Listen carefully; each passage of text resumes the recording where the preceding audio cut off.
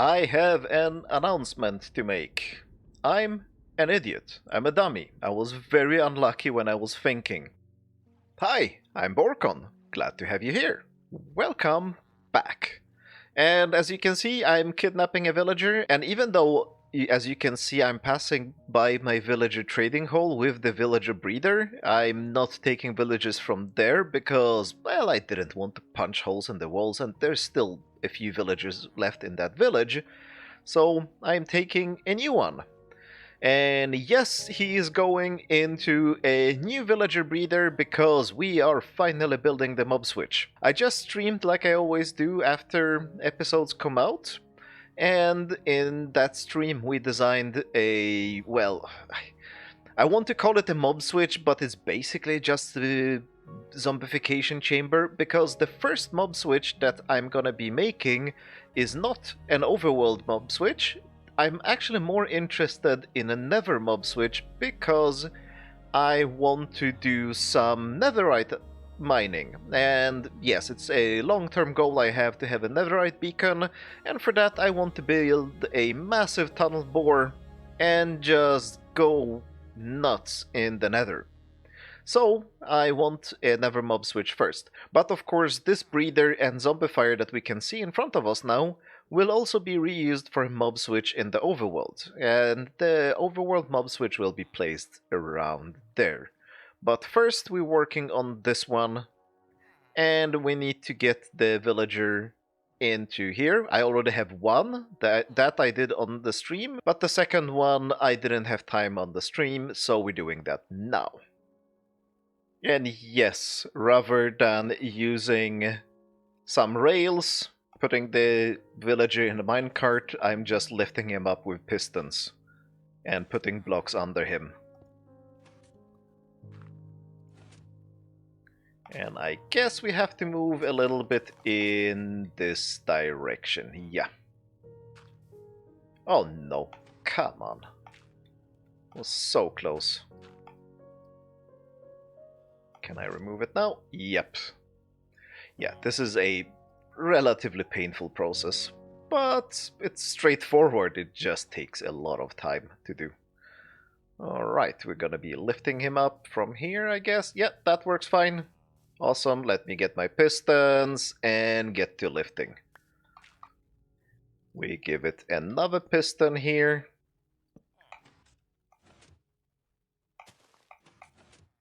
Are we high enough? No, a few more. Maybe that looks good. Actually, I can't see, so let's fly and see how many more blocks we need. 3 more blocks? Maybe just 2? Yep, that looks good enough, and now we can just boat him the rest of the way. Little precarious, but should be fine, I hope.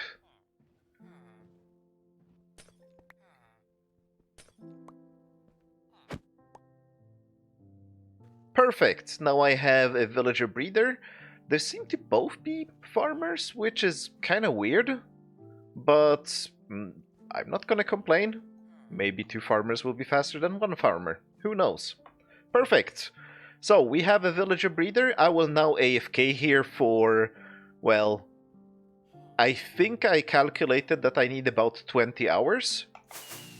So, yeah, we need 141 villagers. We should already see effects after 71 villagers, because that should be enough for me to have 1 player mob switch, but I want a mob switch that will also work when I have my camera account on. And maybe I will just keep adding more villagers after a while, because why not? But the primary goal right now is to get 71 villagers to test that this whole thing works, and when it does, I'll show you exactly what the idea here is. And as I mentioned in the previous episodes, the idea is to have drowns to do the zombification in here, so I need to build a drown catcher. And, well, why not build one here? It should work. And let's try to bait some drowns. They should be spawning here somewhere. Probably, hopefully. Can I see even one? Oh, come on. This can't be the hardest part of the project. Alright, we have the first customer here, and I need to see if he will take a pumpkin head. If he can take a pumpkin head, it also means that he can take a trident. And that's why I want to test with a pumpkin head before I throw in tridents randomly into that little hole he's in. Alright, we have the dispenser facing correctly, I hope. Yes, it does. Carved pumpkin head, and that didn't work. Okay, you are not useful to me, Mr. Drowned. Goodbye. Oh well, I'll have to wait for the next night. I should have probably prepared this while I was building this. That's what I did when I did the trading hole, and I had plenty of drowns just showing up. But actually when I was building this, there were no drowns showing up at all. And we can also see that the villager breeder is actually working. That's great. It's the same design that I'm using in the trading hall. It's maybe not the fastest, because I could probably get many more farmers in there, but this is good enough. I'm not in a hurry. Alright, we have our second customer here, and let's see. Nope, he's not getting a pumpkin, so goodbye, drowned. Let's get another one. There's so few of them. It's very surprising. I see one there. That was absolutely crazy. It took me over an hour and I don't know, 20, 25, maybe more drowns before I found one that takes a pumpkin on his head. I think someone mentioned it during the stream because I had the same trouble in creative. Someone mentioned that it has something to do with local difficulty level. Awesome, he has a trident. And I guess I need to learn about that, because I have no idea how that works, but it seems to be relevant, because over there, when I was building the trading hole, the drowns were just spawning everywhere, and I think like half of them at least took the pumpkins. Maybe I'm just having a memory that is being too optimistic, but I think like they were very happy to take the pumpkins. And let's see. Did I mess this up and he will end up in the wrong place? No, he is in exactly the right spot. And hello, Mr. Drowned. I might have made a mistake. The mistake is that he is in a minecart and he might actually fly out of this.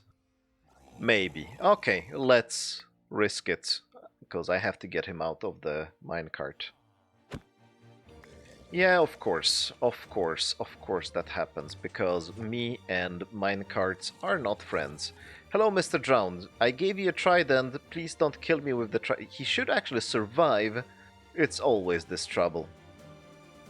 So I need to surround this area with blocks completely. Okay. Down here. Down here, please chase me. Chase me?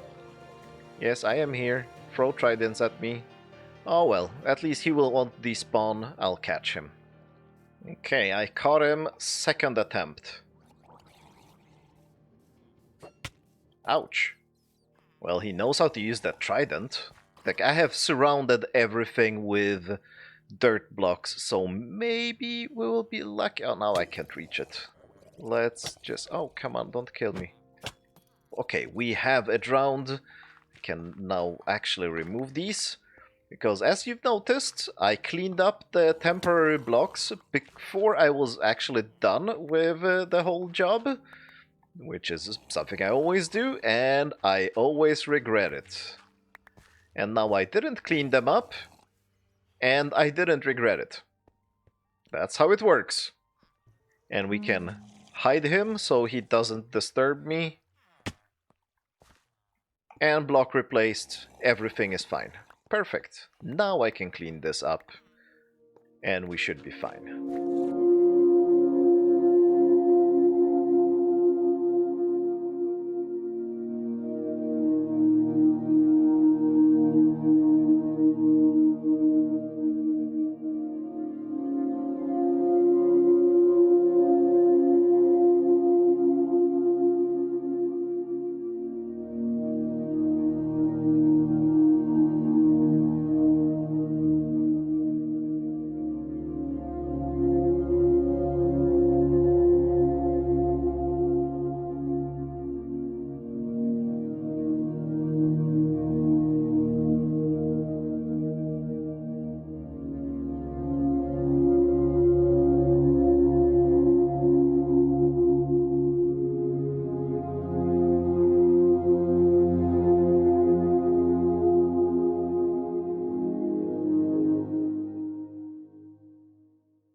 I knew it. So I said in the previous video that nobody wants to watch grass grow, and of course I get comments on that saying that yes, you want to watch grass grow. So there you go.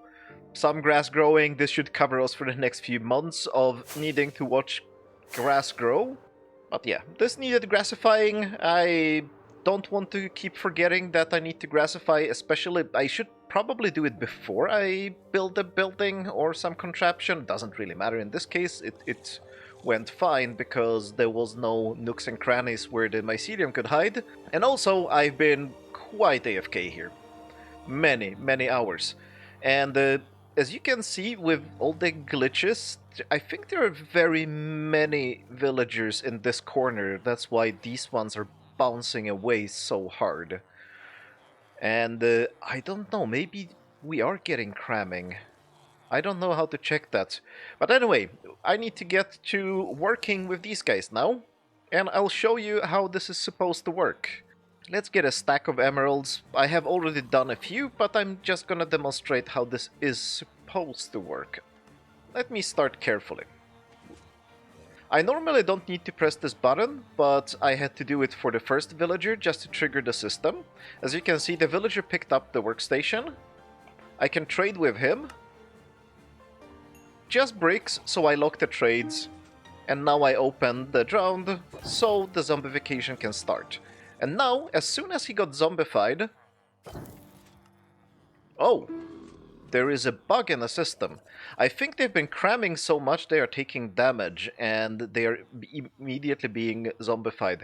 So when I was doing testing of this, not with that many villagers, I had time to trade with them before the zombie got to them. I guess that doesn't work now. So let's go through this a little bit slower. I trade with him, I lock his trades. Now he will not despawn when he is a zombie. I open up this. Ah, and this one wasn't that damaged. They normally take 3 hits. And as soon as he converts into a zombie, there is a little string here. Right now he is in the string, so the observer hasn't noticed that yet. As soon as he converts into a zombie, his head goes out from the string. The observer notices that, pulls back this observer, which sends a signal that sends us a new villager, and sends this minecart here. This activator rail kicks the zombified villager into this portal.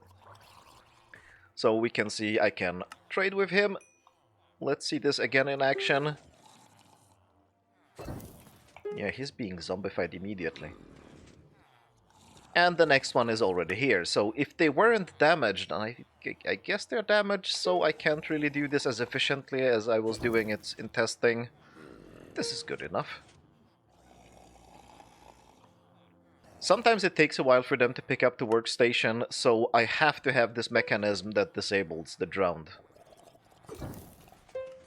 And now I especially need it when they are being zombified in one hit. I will just keep doing this until I run out of villagers. And I can pause the system. I had a lever here in creative just to stop the machine, but it's completely unnecessary, as someone pointed out in the stream, because this guy will not despawn. I can just leave him here, not do anything, not zombify him. I can actually lock his trade, because why not? Just restart the process later. Now, the question is, do I dare to go in here? No, I don't. I'm gonna show you the other side of that portal from the other side where it's safer, because it's not safe for me to jump in there. And here is the other side of this portal. Absolutely nothing interesting going on here. It's just a big hole in the ground where I haven't even picked up netherrack after mining it out. Yeah, they will just end up in the portal and gonna get pushed out. And if they don't get pushed out, well, they will just stay there. It's fine. And eventually we will have 141 zombified villagers in here.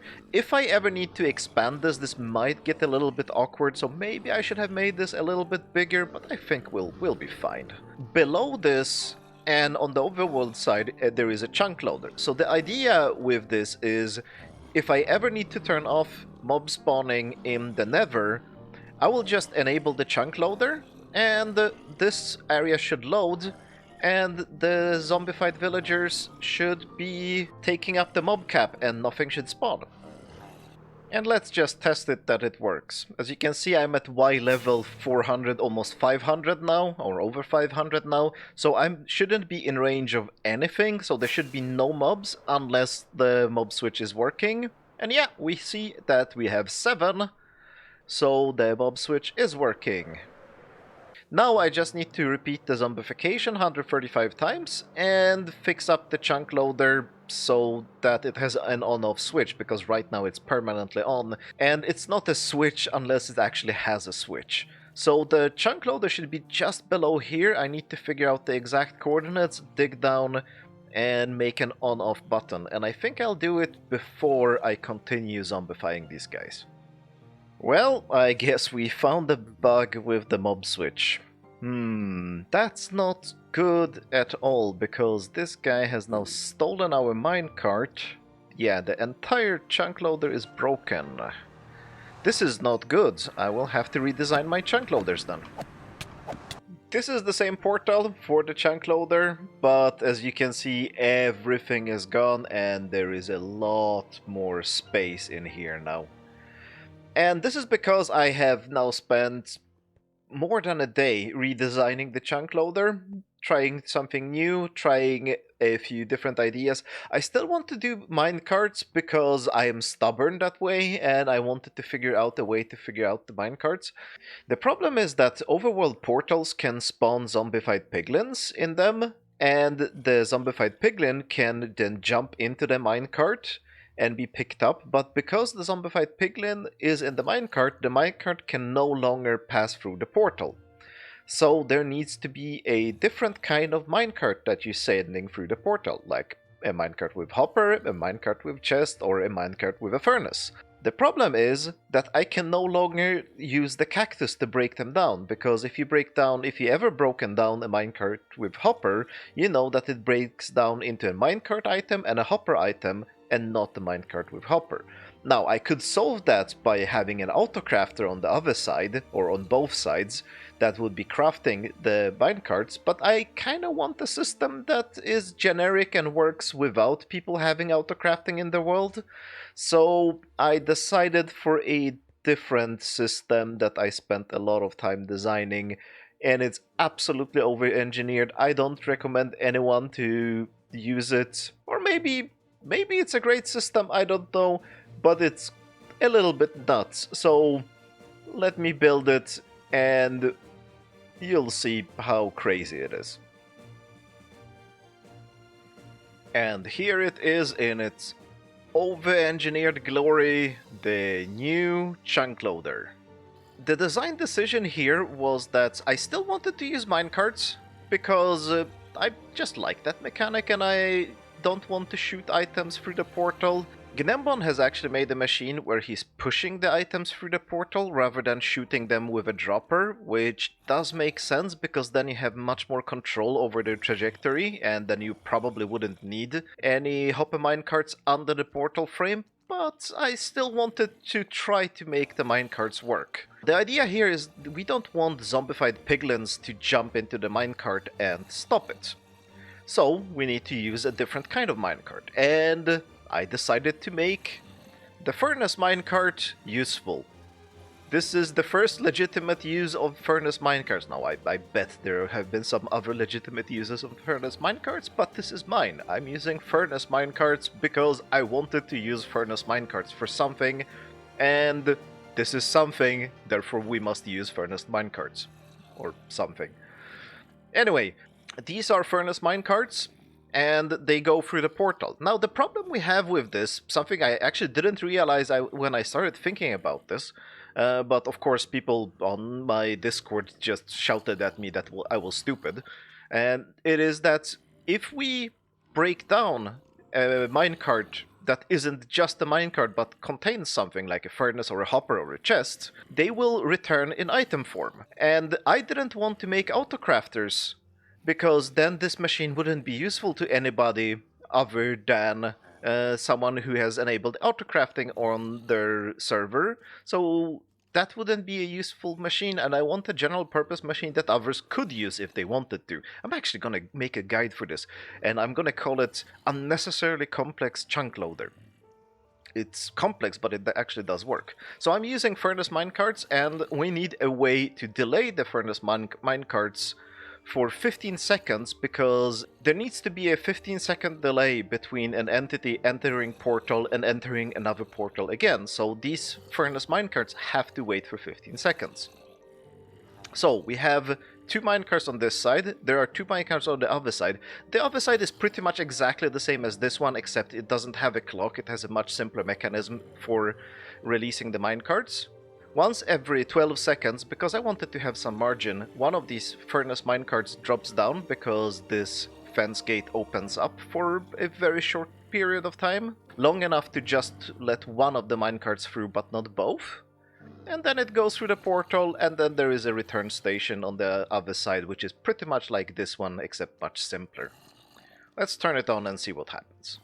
I think we will have to actually wait 12 seconds for this enable, because that's the safest way of enabling things.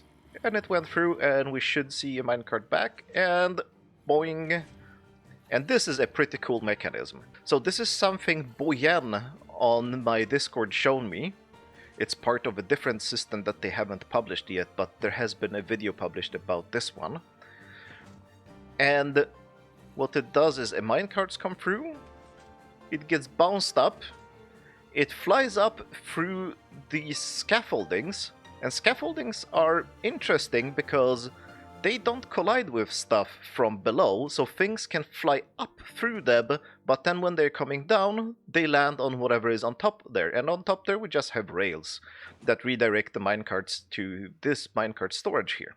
And that's basically it. The other side is, like I said, pretty much exactly the same, except when this thing activates, it automatically just opens up a fence gate.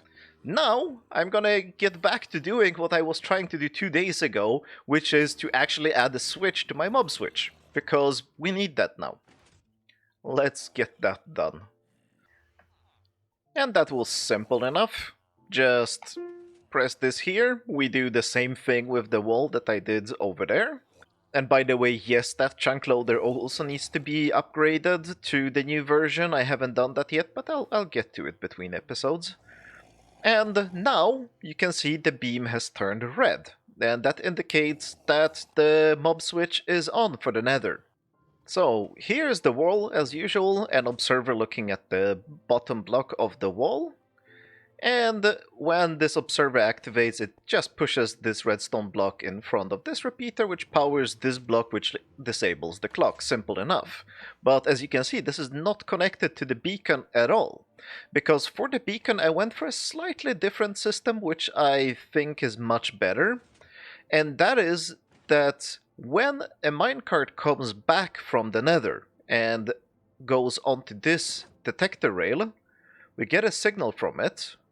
Like you can see, bam, there was a signal, goes into this pulse extender, and this pulse extender is about 15 seconds. That means that the beacon is only red when we have had a minecart return from the nether within the last 15 seconds. So I will know if the system is broken.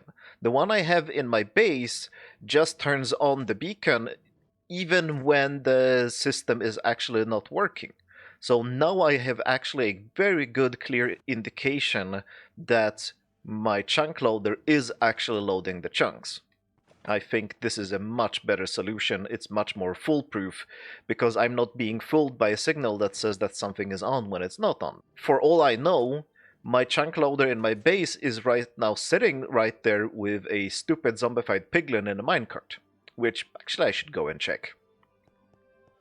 And now that the mob switch is on, let's go into the nether and see that it's actually working. Because it might just show that it's on and nothing will actually happen. So let's see first. Well, we're seeing that we have 90 hostile mobs in the nether, which seems to indicate that something is at least going on. Let's fly up real high.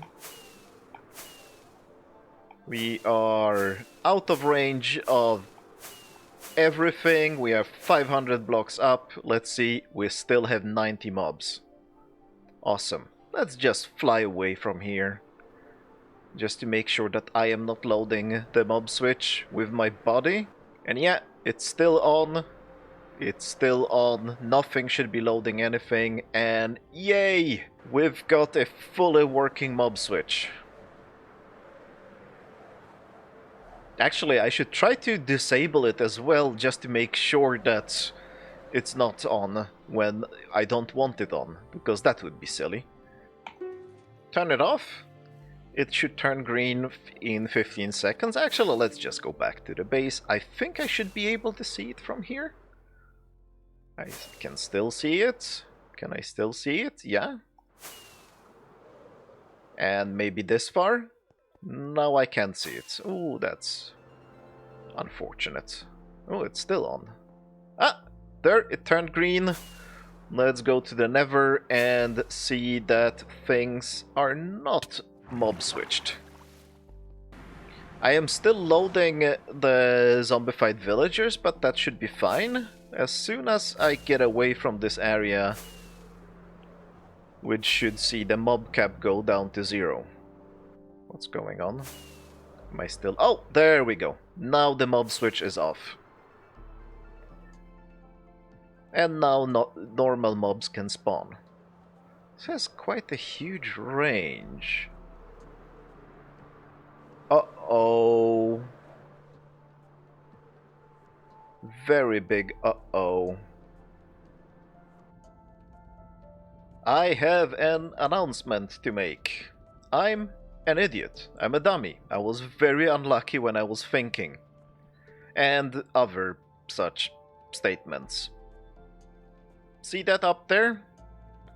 Yeah, it says that there's 90 mobs here. The mob switch is off. But of course it is in range of the gold farm, and I knew that it was in range of the gold farm, but somehow my brain just...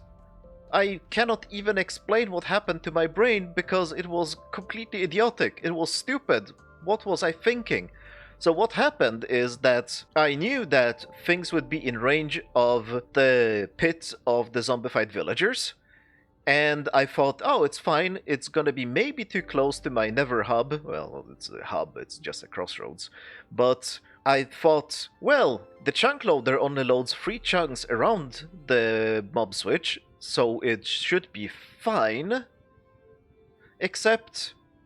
it's not fine, because the relevant part is how much I load when I'm here, and the render distance on this server is 16 chunks, which means that, of course, I'm close enough. If I can see it, and I do definitely see it, because it's just here, like it's somewhere around this area, of course it's gonna be loaded when I'm in the gold farm, so I have just broken the gold farm completely.